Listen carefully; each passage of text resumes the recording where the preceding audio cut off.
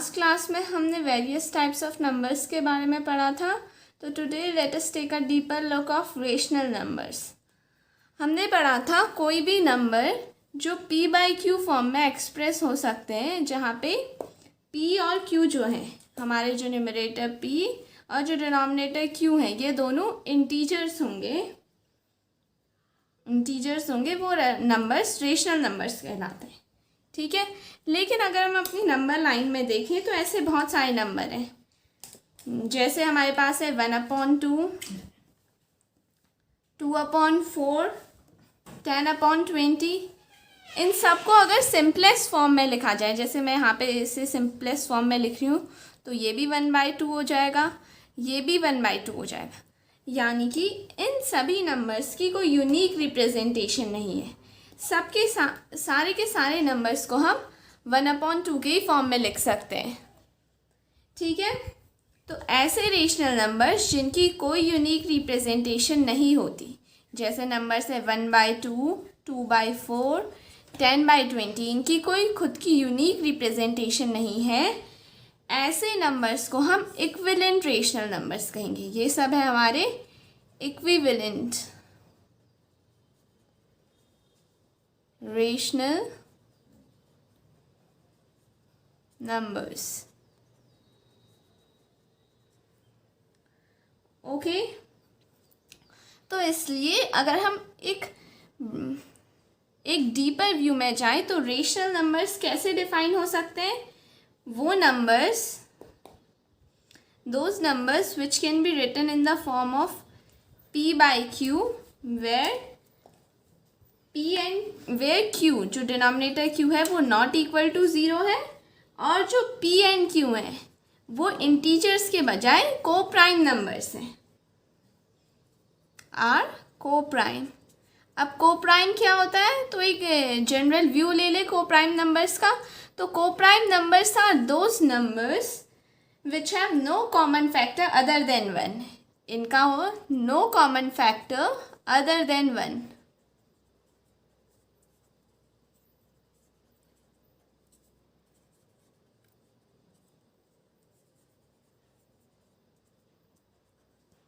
यानी जब आप इनका HCF फाइंड करेंगे P और Q का, तो इनके जो फैक्टर्स आएंगे उसमें 1 के अलावा आपको कोई भी कॉमन फैक्टर नहीं मिलेगा। एक एग्जांपल लेते हैं, जैसे हमारे पास नंबर है 3/9, 3/9। यहाँ पे 3 का HCF फाइंड करेंगे तो प्राइम फैक्टराइजेशन मेथड से, तो 3 1 ज़ा 3 हो गया। सिमिलरली 9 का फाइंड करेंगे, 3 3 ज़ा 9, 3 1 ज़ा 3। तो 3 के फैक्टर्स हमें मिले 3 × 1 और 9 के मिल गए 3 × 3 × 1। यहाँ पे आप अगर इनके फैक्टर्स को मैच करें, यहाँ 3 × 1 है या 3 × 3 × 1 है, तो इसमें आपको क्या क्या कॉमन फैक्टर्स मिल रहे हैं? एक 1 है, वो तो सब में कॉमन हो गया।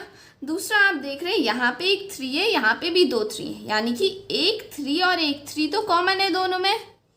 ठीक है, यानी कि ये नंबर्स कोप्राइम नहीं है, क्योंकि इनके पास 1 के अलावा एक और कॉमन फैक्टर 3 है। अब दूसरा नंबर लेते हैं। सपोज हमारे पास नंबर है 7/8। यहाँ पे 7 का HCF निकालेंगे तो 7 1 ज़ा 7, 8 का फाइंड करेंगे तो 2 2 ज़ा 4, 2 4 ज़ा 8, सॉरी 2 2 ज़ा 4, 2 1 ज़ा 2। तो 7 के फैक्टर्स जो हमें मिले वो है 7 × 1, और जो 8 के मिले वो है 2 × 2 × 2 × 1। तो यहाँ पे कॉमन क्या क्या फैक्टर्स हैं? सिर्फ 1 कॉमन फैक्टर है, यानी कि जो 7/8 नंबर है, 7 के जो कॉमन 7 और 8 में सिर्फ एक ही कॉमन फैक्टर 1 है, यानी कि 7/8 में जो 7 और 8 है वो को प्राइम नंबर्स हैं। तो ये एक स्टैंडर्ड फॉर्म है 7/8। तो हमें पता चल गया कि standard form of rational number क्या होती है। अब हम आगे बढ़ते हैं, तो हमारा नेक्स्ट टॉपिक है finding rational numbers.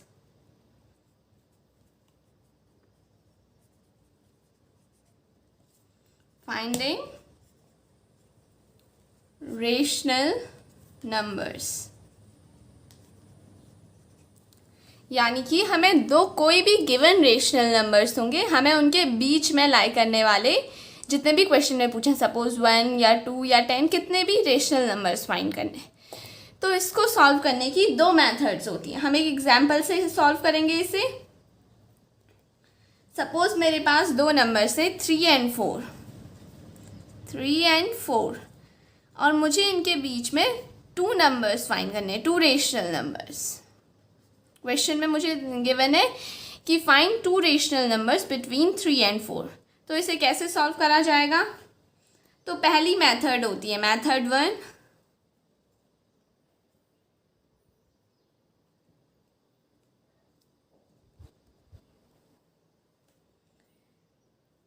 We know that, हमें पता है कि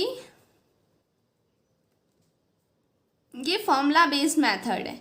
इसमें एक फॉर्मूला होता है, दो रेशनल, हम एक फॉर्मूले का यूज़ करेंगे जब भी हमें दो रेशनल नंबर्स के बीच में नंबर फाइंड करना होगा उसके लिए।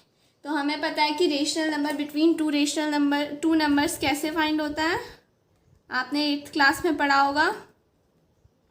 रेशनल नंबर बिटवीन 2 नंबर्स,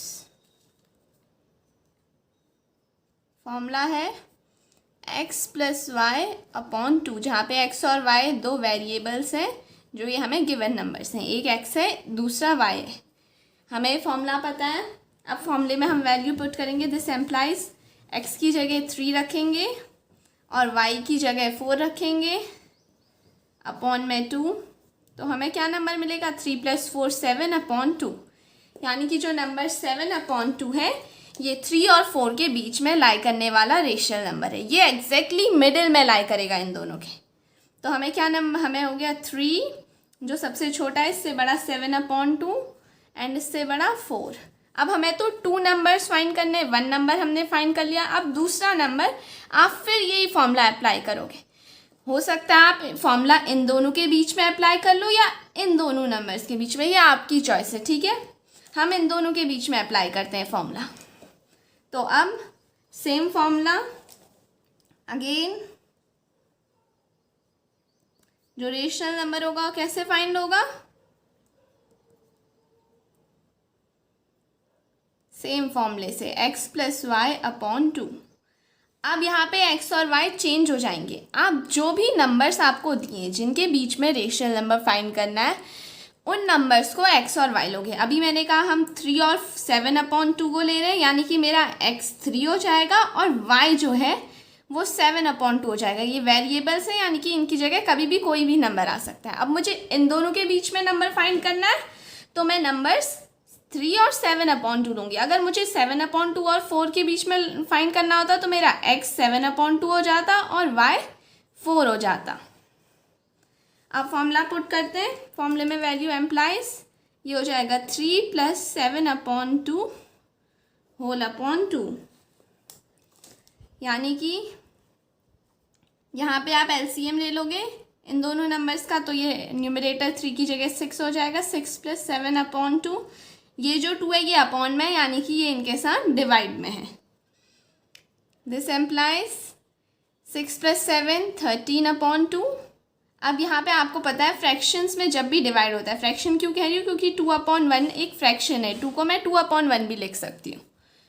तो जब भी फ्रैक्शंस में डिवाइड होता है तो डिवाइड का साइन मल्टीप्लाई में चेंज हो जाता है, और जो सेकंड फ्रैक्शन है जो डिवाइड के साइन के बाद लाई करेगा वो रेसिप्रोकल हो जाएगा। डिवाइड का साइन मल्टीप्लाई में, और जो गिवन फ्रैक्शन है जो बाद में आ रहा है डिवाइड के साइन के बाद, वो रेसिप्रोकल हो जाएगा। रेसिप्रोकल यानी न्यूमरेटर डिनोमिनेटर बन जाएगा और डिनोमिनेटर न्यूमरेटर बन जाएगा। तो हमें ये मिल गया। अब इसे सॉल्व करेंगे। न्यूमरेटर से मल्टीप्लाई होगा तो 13 × 1 13, डिनोमिनेटर से मल्टीप्लाई होगा यानी 2 × 2 4, तो हमें 13/4 मिल गया। अब जैसे 7/2 3 और 4 के बीच में लाई करेगा एग्जैक्टली मिडिल में, क्योंकि हमने इन दोनों के बीच में फाइंड करा है। सिमिलरली जो 13/4 है वो 3 और 7/2 के मिडिल में लाई करेगा। तो हमें क्या नंबर्स मिल गए? 3 > 13/4 which is less than 7/2 which is also less than 4। तो ये फर्स्ट मेथड कंप्लीट हो गई और हमें जो दो नंबर्स मिले हैं वो है 13/4 और 7/2। तो हमने मेथड 1 देखी जिसमें हम फॉर्मूला का यूज़ करके नंबर बीच का नंबर फाइंड करते हैं। अब हम मेथड 2 देखेंगे। तो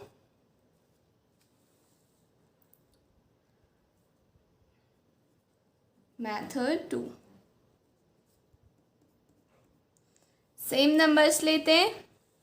नंबर्स थे 3 and 4 एंड एक और इम्पॉर्टेंट थिंग कि कोई भी दो नंबर्स के बीच में, जैसे 3 और 4 है, 1 और 2, कोई भी दो नंबर ले लो, 3 और 3/2, कोई भी दो नंबर्स ले लीजिए आप, 3.5 and 4, तो उनके बीच में infinitely many rational numbers like करते हैं, यानी कि कोई भी दो रेशनल नंबर्स के बीच में आपको infinite number of rational numbers मिलेंगे। ठीक है, तो अब मेथड 2 अप्लाई करते हैं, देखते हैं कैसे यूज़ होती है मेथड 2।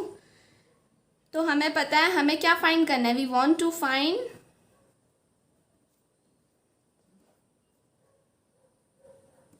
टू रेशनल नंबर्स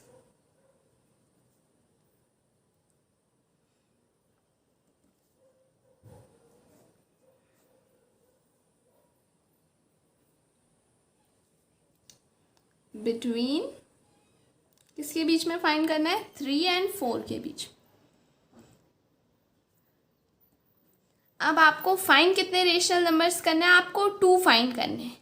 तो जितने भी आपको रेशनल नंबर्स फाइंड करने होते हैं, जो भी नंबर्स दिए उनका डिनोमिनेटर उससे एक ज़्यादा हो जाएगा। हमें 2 रेशनल नंबर्स फाइंड करने हैं, तो मैं इसमें 1 ऐड करके 3 कर लूँगी डिनोमिनेटर को, यानी कि न्यूमरेटर और डिनोमिनेटर दोनों को, 3 को, और डिनोमिनेटर इसका 1 हो गया, वैसे ही 4 का डिनोमिनेटर 1 हो गया।